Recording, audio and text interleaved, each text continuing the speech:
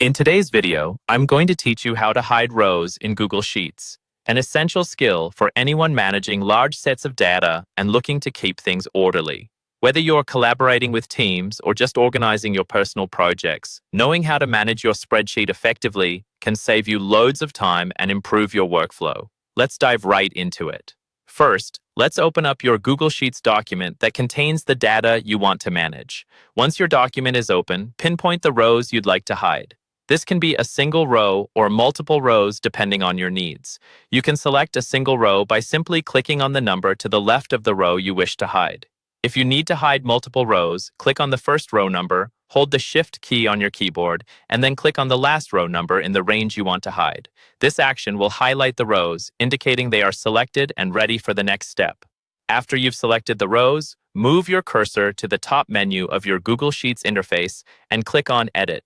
A drop-down menu will appear with several options. From this list, navigate to and click on Hide Rows. Instantly, Google Sheets will hide the selected rows from view. You'll notice that between the rows above and below your selection, there's now a double line, indicating where the hidden rows are. Don't worry, your data isn't lost, it's just temporarily out of sight, making your sheet easier to navigate and manage. If at any point you need to reveal the hidden rows again, simply hover over the double line that marks their location.